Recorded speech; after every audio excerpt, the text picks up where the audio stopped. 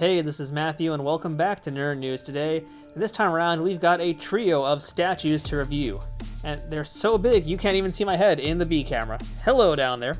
Today we're taking a look at not one, not two, but three John Wick statues from Diamond Select. This trio of statues represents his appearances in the first and second John Wick movie. So this piece in the middle here, with John Wick coming at you with a pistol, is from the first John Wick film.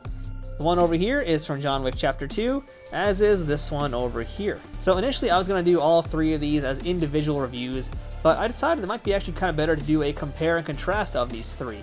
And I think there's going to be more John Wick statues on the way. I mean, Diamond, we've already talked about their action figures, and there are more of those as well.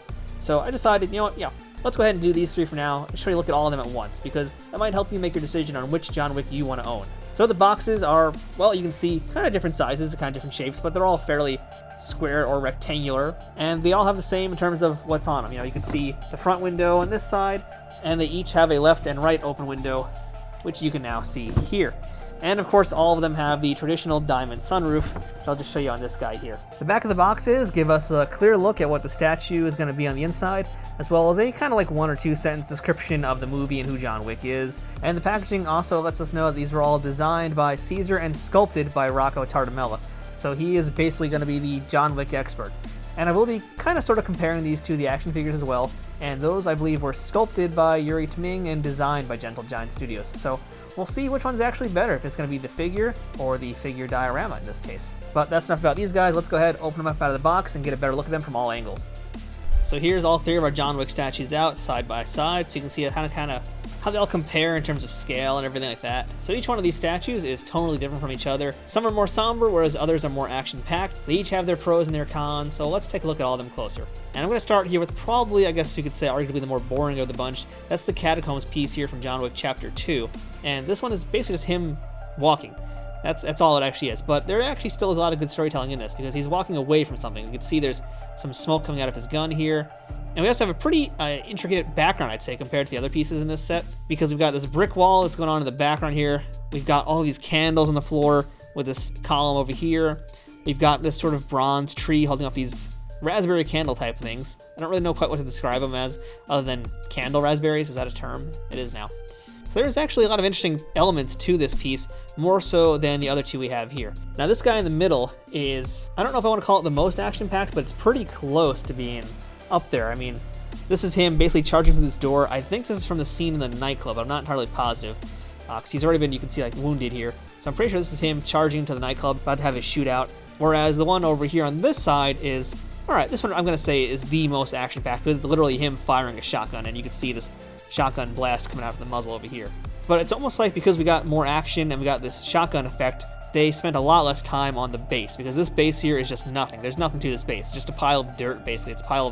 It's not even rubble. It's just literally a textured layer of dirt and crud.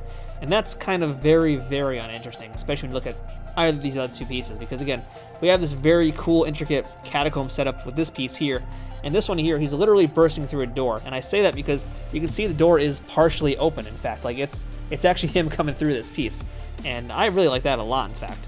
Now let's talk about the likenesses on all of these John Wick pieces, because they are all done by the same person, but they're all kind of a little bit different, and I actually think that this one has the best likeness. And I'd say, in fact, I actually kind of lined it up pretty well here, because I think this one has the second best likeness, and this one is the third best likeness. And it's just like very minute differences that kind of differentiate them, but they're noticeable if you're taking a good look. Like, I feel like the eyes and the cheeks are just way closer on this one as opposed to the others, but they're not far off from each other. They're all relatively close. But for my money, I've got to say that I actually think the action figure is a little bit nicer than these three statues here. Again, designed by a different person, so it's someone else's take on the character.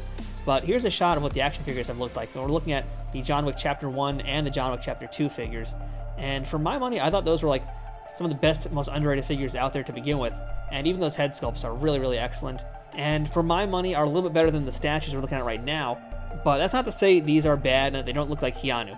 I think in terms of like getting a one-to-one likeness, these are like 80% of the way there, whereas the figures were closer to like 90 to 95% of the way there. But for the most part, the paint job is probably a little bit more detailed and intricate on these statues, because all of their hair has got some different colors on it. There's a little bit more detail near the eyes. His beard and his stubble have some more tone to it as well. And even then too, like, we talked about in the John Wick figures how the blacks on his suits were kind of different and varied, and that's still very much the same here. His shoes are very shiny in all the pieces, whereas the suit jackets and the pants are more of a matte finish. But really, there's nothing to complain about here with the paint jobs. They're all very solid looking paint jobs, clean application. I think the only exception to that rule would be the shotgun John Wick over here, and that he's got a lot of schmutz on his forehead, and that's not coming off. That's just paint. That's just basically paint that is actually missing from his forehead. It looks like it was drying. Someone put a hand there maybe and peeled off a bunch of it. So that's kind of just buyer beware. If you're buying these in stores, take a good look at them and make sure you're getting exactly what you want out of these pieces. The poses are all really likable as well. I mean, again, we're talking most action-packed here. It's arguable. The shotgun blast is pretty crazy and exciting, but I think in terms of action and energy, it's really this one here where he's bursting through the door. There's a lot more motion to it, and especially with the space created between him and the open door, makes it a very dynamic piece. Whereas this one here, again, he's just walking forward after shooting his gun. Not the most visually exciting or visually dynamic, but it still has a lot of good storytelling elements to it. But all three of them have excellent anatomy. They've got excellent folds on all of their clothes, very lifelike from all angles that I'm looking at them. And that's pretty great. I like that they all look the way they're supposed to look. And especially with pieces like this where they're based on actually being from actual scenes in the movie. They're meant to be lifelike. They're meant to be photorealistic versions of them. And I think that part in terms of the clothing, yeah, they definitely got the folds right. They definitely got all that movement going in them. And when you consider that these are $50 pieces, I believe, 50 or 60, somewhere in that price range, you're getting some really nice stuff in these. So let's talk about a few weird things now. I think the most noticeable weird thing for me is, again, the shotgun one here, because this shotgun is basically glued into his hands after the figure is cast. So you can kind of see his shotgun hand is kind of loose. It's not actually really even clutching the gun. That part is kind of odd and a little silly to me, but I guess that's just the production how the piece is. This statue, I think, is almost a little bit cross-eyed almost, or maybe his eyes are too small. But for my money, that is pretty much all I can find egregiously wrong with these pieces here. Nothing really stands out as being hideous or poorly painted or poorly sculpted or anything like that. These have got a lot of great little details to them. I think these are some of the statues they put the most effort in for any PVC figure dioramas, in fact.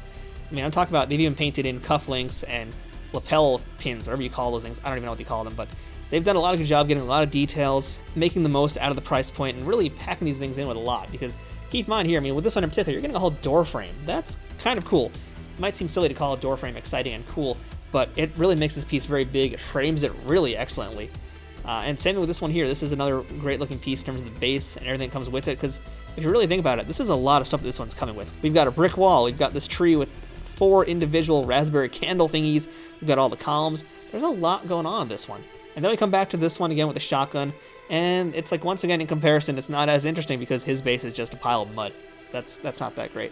It is cool that he's got a handgun in his back, but the way you're going to be having this thing posed, you're never going to even see that anyway. It's kind of just for you to know, and no one else will ever see that. So overall, it's a very good trio of pieces, but if you had to pick just one, which one do I recommend that you get?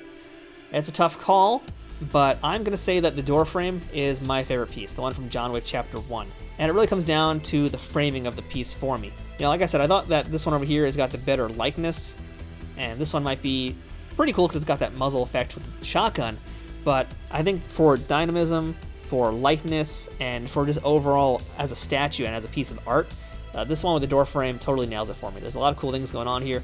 Good color choices. Your eye is drawn into everything so much better. I think really this one's just going to look the best on anyone's collection. I feel like the way you're going to want to display these is going to vary with however your collection is set up. But in terms of like ease and usability, and especially if you're a rookie statue collector, this one here would actually be a pretty great centerpiece. Where I see these two being more as end pieces, and it kind of makes sense that I set them up the way they are here. Because, the way they're shaped and everything, they kind of feel like they're meant to be off to the side a little bit. I think this one here is the real attention getter, and yeah, I think if I was going to pick just one, I'm going to say go with John Wick Chapter 1 with the door frame. But in my opinion, you really can't go wrong with any of them, so it's really up to you guys which one you prefer the best. So let me know in the comments which John Wick statue you like the best. And for that matter, if there's a scene from any of the John Wick movies we've seen so far that you want in statue form, because there's been a lot of great moments so far, and there's so much they could do with this line, so what do you think should be next? So that's our look at this trio of John Wick PVC figure diorama statues from Diamond Select. They're all pretty great, but my money right here is on Doorframe John Wick. That's going to be his name, Doorframe John Wick. Sure, why not? Thanks for watching this video, and if you like this content and want to see more like it, please subscribe to the channel, and don't forget to give us a thumbs up, especially if you like John Wick. So until next time, I'm Matthew, this has been Nerd News Today, and we'll see you guys next time, and remember, you can kill a man with a pencil. Don't know how? Watch John Wick Chapter 2. See you next time.